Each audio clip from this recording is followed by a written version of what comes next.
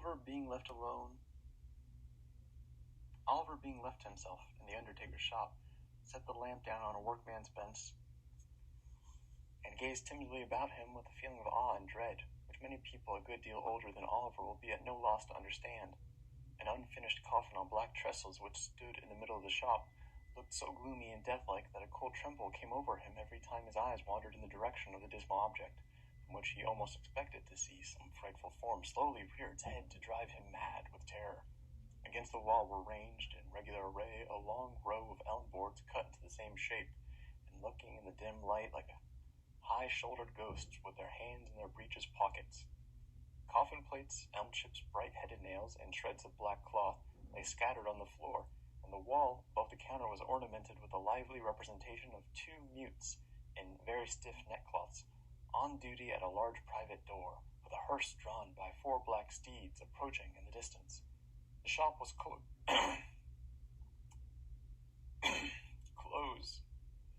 and hot, and the atmosphere seemed tainted with the smell of coffins.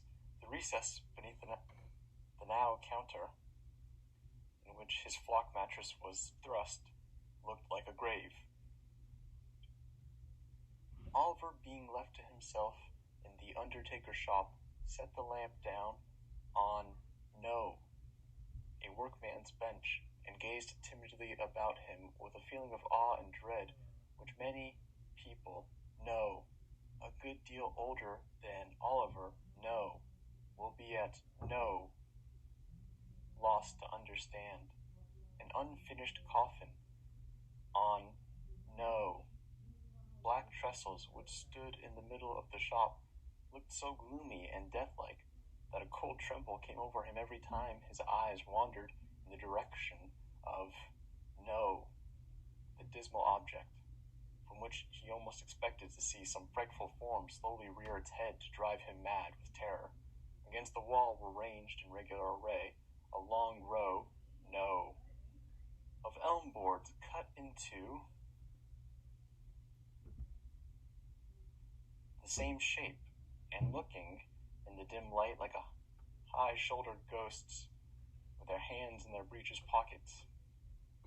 Coffin plates, elm chips, bright-headed nails, and shreds of black cloth lay scattered on the floor, and the wall above the counter was ornamented with a lively representation of two mutes in very stiff neckcloths on duty at a large private door, with a hearse drawn by 4 black steeds approaching in the distance. The shop was close and hot, and the atmosphere seemed tainted with the smell of coffins.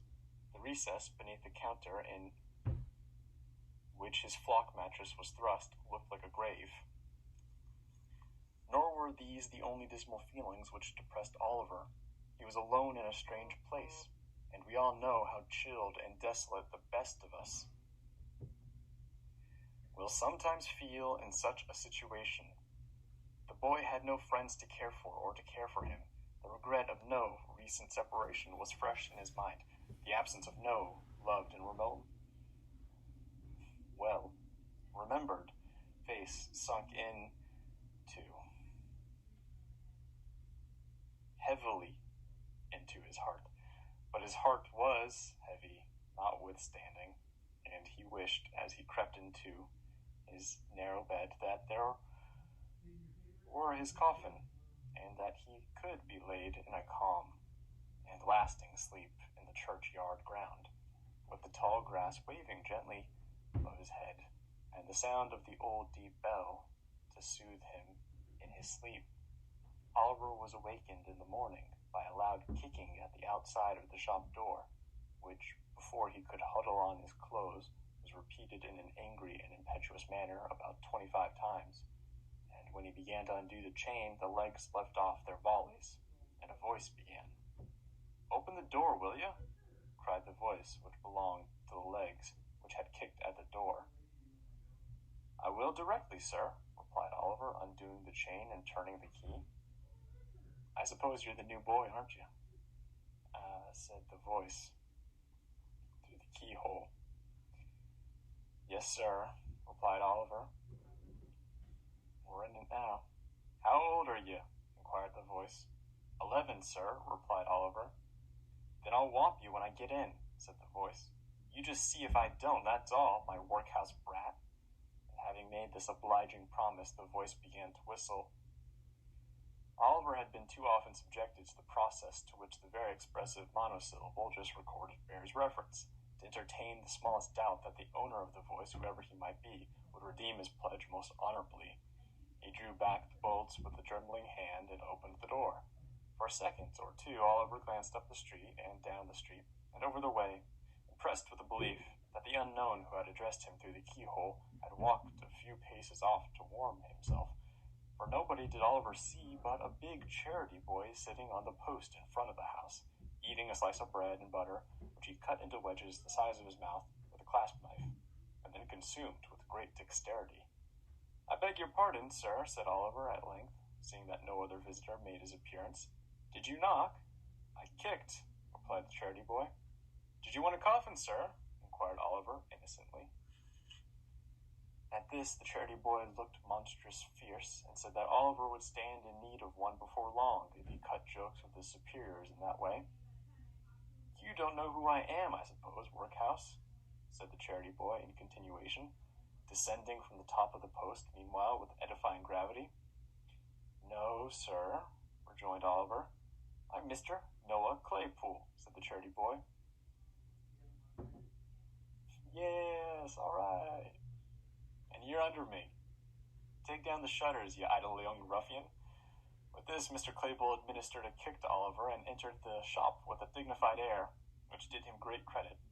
It is difficult for a large-headed, small-eyed youth of lumbering make and heavy countenance to look dignified under any circumstances, but it is more especially so when superadded to these personal attractions are a red nose and yellow smalls. Oliver, having taken down the shutters and broken a pane of glass in his efforts to stagger away beneath the weight of the first one to a small court at the side of the house in which they were kept during the day, was graciously assisted by Noah, who, having consoled him with the assurance that he'd catch it, condescended to help him. Mr. Sowerberry came down soon after, and shortly afterwards Mrs. Sowerberry appeared, and Oliver, having caught it, in fulfillment of Noah's prediction, followed that young gentleman downstairs to breakfast. Come near the fire, Noah, said Charlotte. I saved a nice little piece of bacon for you for Master's breakfast. Oliver, shut that door at Mr. Noah's back, and take them bits that I put on the cover of the bread pan. There's your tea. Take it away to that box, and drink it there, and make haste, for you'll want you to mind the shop. They'll want you to mind the shop. Do you hear? Do you hear, workhouse? Said Noah Claypool. Lord, Noah, said Charlotte, what a rum creature you are. Why don't you let the boy alone? Let him alone, said Noah. Why, everybody's let him alone enough, for the matter of that. Neither his father nor mother will ever interfere with him. All his relations let him have his own way pretty well. Eh, Charlotte? He, he, he. Oh, you queer soul, said Charlotte, bursting into a hearty laugh, in which she was joined by Noah, after which they both looked scornfully at poor Oliver Twist, as he sat shivering upon the box in the coldest corner of the room, and ate the stale pieces which had been specially reserved for him. Noah was a charity boy, but not a workhouse orphan. No chance child was he, for he could trace his genealogy back all the way to his parents, who lived hard by, his mother being a washerwoman, and his father a drunken soldier, discharged with a wooden leg, and a diurnal pension of 2 pence halfpenny, and an unstateable fraction. The shop boys in the neighborhood had long been in the habit of branding Noah in the public streets with we're in it now, leathers, charity, the like, and Noah had borne them without reply. But now that fortune had cast in his way a nameless orphan, at whom even the meanest could point the finger of scorn, he retorted on him with interest. This affords charming food for contemplation. It shows us what a beautiful thing human nature is, and how impartially the same amiable qualities are developed in the finest lord and the dirtiest charity boy, Oliver had been sojourning at the undertaker's some 3 weeks or a month, and Mr. and Mrs. Sowerberry, the shop being shut up, were taking their supper in the little back parlor, when Mr. Sowerberry, after several deferential glances at his wife, said, "My dear," he was going to say more, but Mrs. Sowerberry looking up with a peculiarly unpropitious aspect, he stopped short. "Well?" said Mrs. Sowerberry sharply. "Nothing, my dear, nothing," said Mr. Sowerberry. "Ah, you brute," said Mrs. Sowerberry. "Not at all, my dear," said Mr. Sowerberry humbly. "I thought you didn't want to hear, my dear. I was only going to say—" "Oh, don't tell me what you were going to say," interposed Mrs. Sowerberry. "I am nobody. Don't consult me, pray. I don't want to intrude upon your secrets." And as Mrs. Sowerberry said this, she gave an hysterical laugh, which threatened violent consequences. "But, my dear," said Mr. Sowerberry, "I want to ask your advice." "No, no, don't ask mine," replied Mrs. Sowerberry in an affecting manner. "Ask somebody else's." Here there was another hysterical laugh, which frightened Mr. Sowerberry very much. This is a very common and much approved matrimonial course of treatment, which is often very effective. It at once reduced Mr. Sowerberry to begging, as a special favor, to be allowed to say what Mrs. Sowerberry was most curious to hear, and after a short altercation of less than 3/4 of an hour's duration, the permission was most graciously conceded. "It's only about young Twist, my dear," said Mr. Sowerberry. "A very good-looking boy, that, my dear." "He need be, for he eats enough," observed the lady. "There's an expression of melancholy in his face, my dear," resumed Mr. Sowerberry, "which is very interesting. He would make a delightful mute, my dear." Mrs. Sowerberry looked up with an expression of considerable wonderment. Mr. Sowerberry remarked it, and without allowing time for any observation on the good lady's part, proceeded, "I don't mean a regular mute, to attend grown-up people, my dear, but only for children's practice. It would be very new to have a mute in proportion, my dear. You may depend upon it that it would have a superb effect." Mrs. Sowerberry, who had a good deal of taste in the undertaking way, was much struck by the novelty of the idea, but as it would have been compromising her dignity to have said so under existing circumstances, she merely inquired with much sharpness why such an obvious suggestion had not presented itself to her husband's mind before. Mr. Sowerberry rightly construed this as an acquiescence in his proposition. It was speedily determined that Oliver should be at once initiated into the mysteries of the profession, and with this view, that he should accompany his master on the very next occasion of his services being required. The occasion was not long in coming, for half an hour after breakfast next morning, Mr. Bumble entered the shop, and supporting his cane against the counter, drew forth his large leathern pocketbook, from which he selected a small scrap of paper, which he handed over to Mr. Sowerberry. "Aha!" said the undertaker, glancing over it with a lively countenance. "An order for a coffin, eh?" "For a coffin first, and a parochial funeral afterwards," replied Mr. Bumble, fastening the strap of the leathern pocketbook, which, like himself, was very corpulent. "Baton," said the undertaker, looking from the scrap of paper to Mr. Bumble. "I never heard the name before." Bumble shook his head as he replied, "Obstinate people, Mr. Sowerberry, very obstinate. Proud, too, I'm afraid, sir." "Proud, eh?" exclaimed Mr. Sowerberry with a sneer. "Come, that's too much." "Oh, it's sickening," replied the beadle. "Perfectly antimonial, Mr. Sowerberry." "So it is," acquiesced the undertaker. "We only heard of them the night before last," said the beadle, "and we shouldn't have known anything about them then, only a woman who lodges in the same house made an application to the parochial committee for them to send the parochial surgeon to see a woman as was very bad. He had gone out to dinner, but his prentice, which is a very clever lad, sent him some medicine in a blacking bottle offhand." "Ah, there's promptness," said the undertaker. "Promptness indeed," replied the beadle. "But what's the consequence? What's the ungrateful behavior of these rebels, sir? Why, the husband sends back word that the medicine won't suit his wife's complaint, and and so she shan't take it. Says she shan't take it, sir.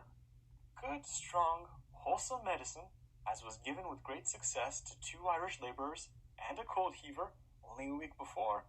Sent 'em for nothing, with a blacking bottle in, and he sends back word that she shan't take it, sir. As the flagrant atrocity presented itself to Mr. Bumble's mind in full force, he struck the counter sharply with his cane and became flushed with indignation. Well, said the undertaker, I never did, sir, ejaculated the beadle. No, nor nobody never did. But now she's dead. We've got to hurry her. Bury her. We've got to bury her. And that's the direction. Bury her. The sooner it's done, the better. Bury her. Thus saying, Mr. Bumble put on his cocked hat wrong side first in a fever of parochial excitement and flounced out of the shop. Why, he was so angry, Oliver, that he forgot even to ask after you, said Mr. Sowerberry, looking after the beadle as he strode down the street. Yes, sir, replied Oliver, who had carefully kept himself out of sight during the interview, and who was shaking from head to foot at the mere recollection of the sound of Mr. Bumble's voice. He needn't have taken the trouble to shrink from Mr. Bumble's glance, however, for that functionary, on whom the prediction of the gentleman in the white waistcoat had made a very strong impression, though that now the undertaker had got Oliver upon trial, the subject was better avoided until such time as he should be firmly bound for 7 years, and all danger of his being returned upon the hands of the parish should be thus effectually and legally overcome. Well, said Mr. Sowerberry, taking up his hat, the sooner this job is done, the better. Noah, look after the shop.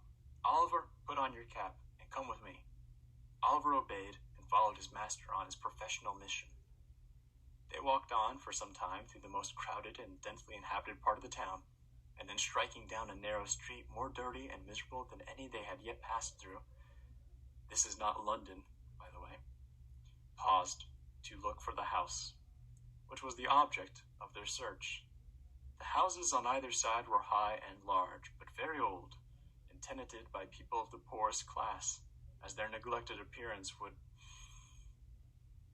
have sufficiently denoted without the concurrent testimony afforded by the squalid looks of the few men and women who, with folded arms and bodies half doubled, occasionally skulked like shadows along. A great many of the tenements had shop fronts, but they were fast closed and moldering away, only the upper rooms being inhabited.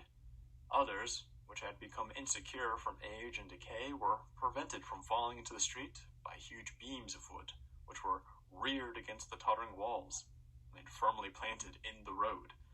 But even these crazy dens seemed to have been selected as the nightly haunts of some houseless wretches, for many of the rough boards which supplied the place of door and window were wrenched from their positions to afford an aperture wide enough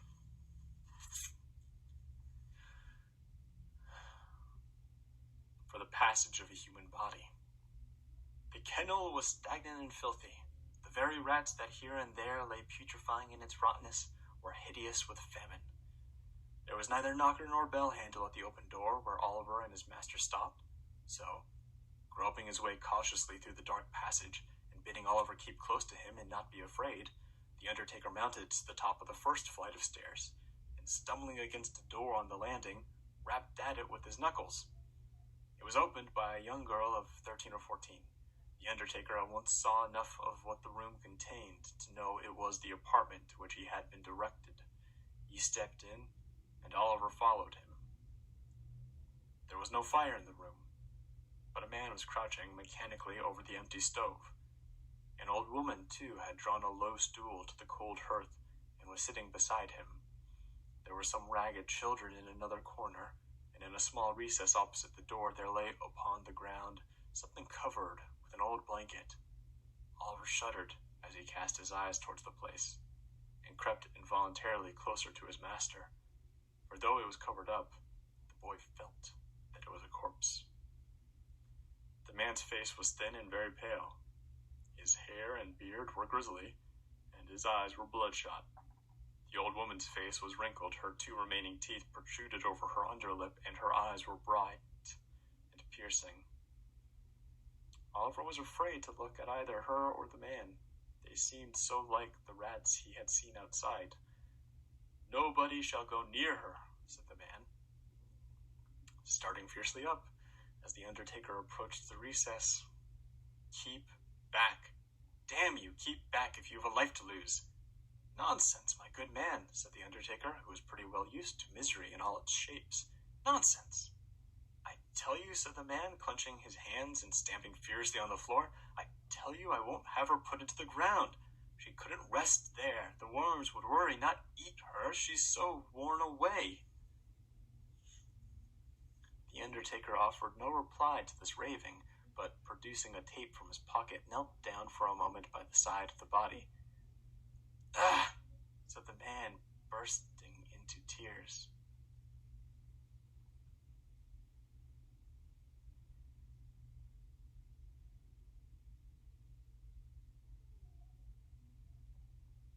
"Ah!" said the man, bursting into tears and sinking on his knees at the feet of the dead woman.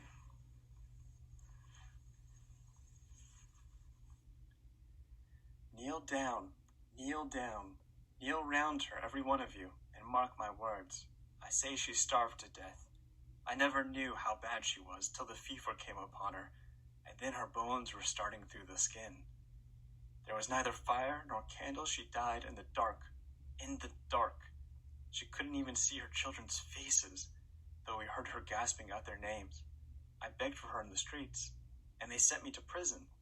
When I came back, she was dying, and all the blood in my heart has dried up, for they starved her to death. I swear it before God that saw it. They starved her." He twinned his hands in his hair, and with a loud scream rolled groveling upon the floor, his eyes fixed, and the foam gushing from his lips. The terrified children cried bitterly, but the old woman, who had hitherto remained as quiet as she had been wholly deaf to all that passed, menaced them into silence, and, having unloosened the man's cravat, who still remained extended on the ground, tottered toward the undertaker. "She was my daughter," said the old woman, nodding her head in the direction of the corpse, and speaking with an idiotic leer, more ghastly than even the presence of death itself. "Lord, Lord, well, it is strange that I, who gave birth to her, and was a woman then, should be alive and merry now, and she lying there so cold and stiff. Lord, Lord, to think of it, it's as good as a play, it's as good as a play." As the wretched creature mumbled and chuckled in her hideous merriment, the undertaker turned to go away. "Stop, stop," said the old woman in a loud whisper. "Will she be buried tomorrow, or next day, or tonight? I laid her out, and I must walk, you know. Send me a large cloak, a good warm one, for it's bitter cold. We should have cake and wine, too, before we go. Never mind, send me some bread, only a loaf of bread and a cup of water. Shall we have some bread, dear?" she said eagerly, catching at the undertaker's coat, as he once more moved towards the door. "Bury her. Yes, yes," said the undertaker. "Of course, anything, everything." He disengaged himself from the old woman's grasp, and dragging Oliver after him, hurried away. The next day, the family having been, meanwhile, relieved with a half-curtain loaf and a piece of bread, I should say cheese, left with them by Mr. Bumble himself, Oliver and his master returned to the miserable abode, where Mr. Bumble had already arrived, and, accompanied by 4 men from the workhouse, who were to act as bearers, an old black cloak had been thrown over the rags of the old woman and the man. The bare coffin, having been screwed down, was then hoisted on the shoulders of the bearers and carried downstairs into the street. "Now, you must put your best leg foremost, old lady," whispered Sowerberry in the old woman's ear.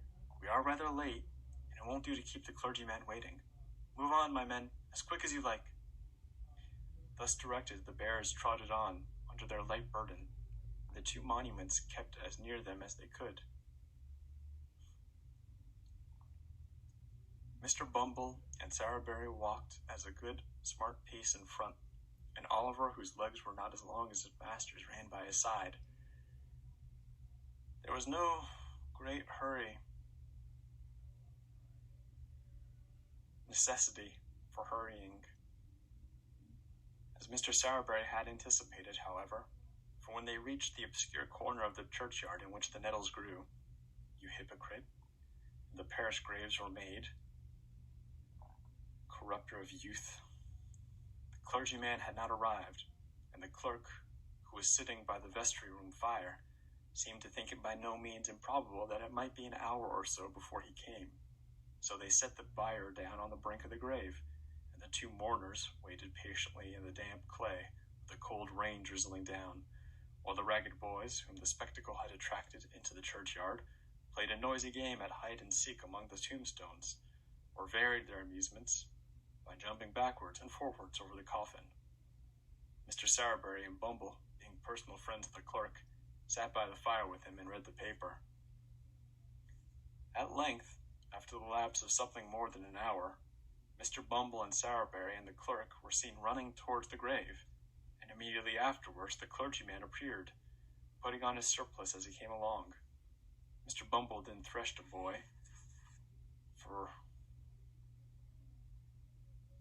or two to keep up appearances, and the Reverend Gentleman, having read as much of the burial service as could be composed into 4 minutes, gave his surplice to the clerk and ran away again.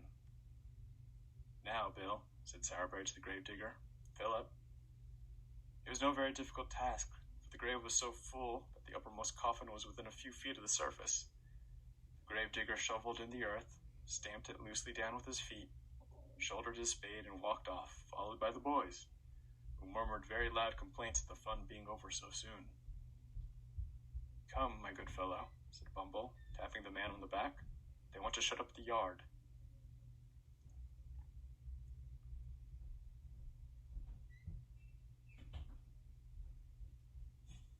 The man,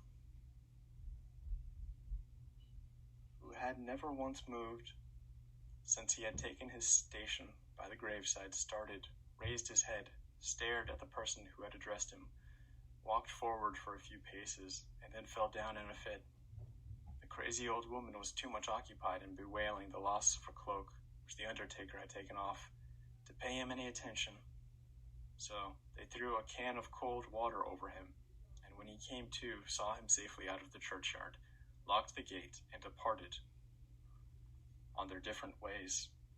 "Well, Oliver," said Sowerberry as they walked home, "how do you like it?" "Pretty well, thank you, sir," replied Oliver with considerable hesitation. "Not very much, sir."